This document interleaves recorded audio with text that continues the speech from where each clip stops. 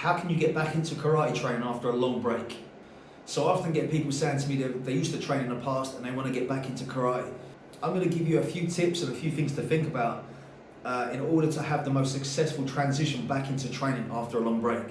You know, it's New Year coming up at the end of 2024, and a lot of people will have these kind of resolutions where they're going to get back into training and restart their karate journey.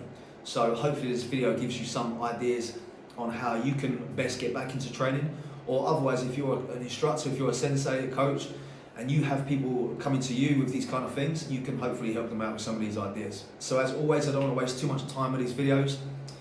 Let's get going. So the first thing to think about is that you are not going to be at the level you were when you stopped training. You have to be realistic with yourself and understand that. If you understand it and you come back into training, you're going to have a much more successful re-entry to training without those expectations of being as you were back then. You know, a lot of people have not trained for 10 years or 5 years or 8 months or whatever it might be. Having that period of time off is obviously going to be detrimental to your karate. However, that doesn't mean that you cannot get back up to that level or even beyond the level you were at before, but it's going to take some time. So being realistic with your expectations of your own level coming back in is going to really help you out. You know, what happens is people come in expecting to be at that level and it sort of demoralizes them. They come in and they feel they can't kick as high anymore, they can't move as fast, they can't react as quickly, they don't remember techniques and stuff, and then it kind of puts them off of continuing. So understand that you are not at that level you once were, and be honest with yourself about it. Come back in and build yourself back up to that point.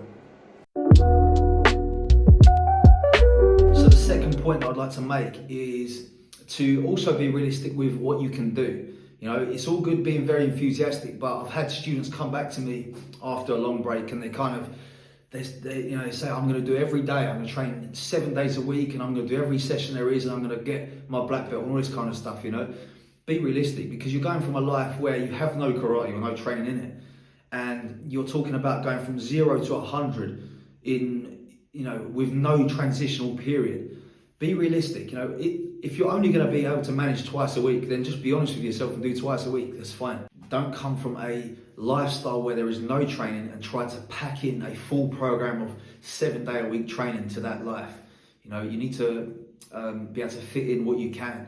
Build a habit over time. Try to fit in 2 sessions a week, 1 or 2 sessions a week. Gradually build it into your life so that you can maintain that habit over time. It's very difficult to have a life of no training and then pack in a full-time training schedule with your current life concurrently, at the same time. So that's just going to lead to burnout, and it's going to lead to you, thinking that you have no time for karate because you can't do 7 days a week. Gradually build it into your life. Once that becomes habit, then you can add another one and kind of build from there. But don't get too enthusiastic too soon and think you're gonna, you're gonna progress much quicker by doing that anyway. It's not really the way it works. Time cannot be, you can't rush the time. It takes time to get good, basically. Obviously, training more often is going to get you better, but you need to do that properly. You can't just go from 0 to 100. So maybe a little bit contradictory to that last point, but try to get a little bit of work at home on certain things like mobility or some of your fundamentals. If we're talking karate, just going over some basic techniques, some stances and this kind of stuff, just to kind of remind yourself. And I'm not talking about doing hour-long sessions. I'm talking about doing 5 minutes here and there, just little bits and pieces to try to refine and remind yourself of technique, but also to work on some of that mobility that probably has been lost over time. People often also worry about how they are not fit enough anymore to do it, and they say, I need to get fit before I come back. Well, this makes no sense really, because you get fit by doing the activity that you're trying to be fit for. You can be really good in a swimming pool doing lengths, and then you get on a bike and it's a completely different fitness. So just get back to karate, start the training, take your time, gradually build up the intensity of it and the frequency of it, and your fitness will come with that. You are fit for the purpose, so you're fit for whatever you are trying to do. It's no good going on a treadmill and running every day and thinking that's going to get you fit for karate, because it's not. It's going to be a different thing. Cardiovascularly, you're going to be a little bit, fitter in terms of overall kind of cardiovascular health and fitness.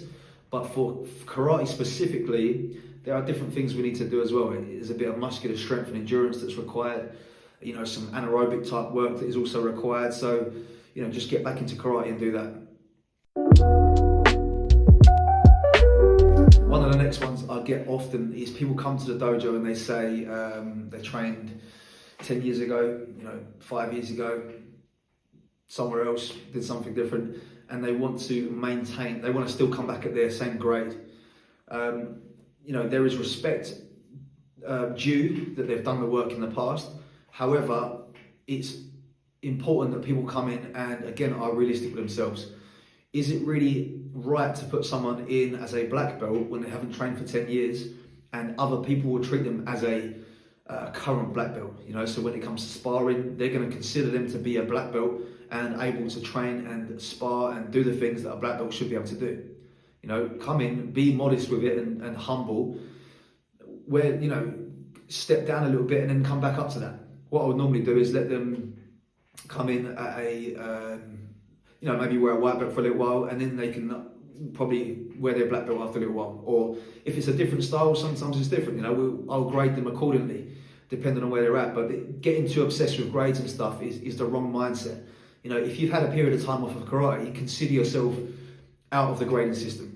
You're not in the grading system now because you've had too long off of karate. So come back into it and just treat it like, you want to train because you want to train, not because you want to grade again.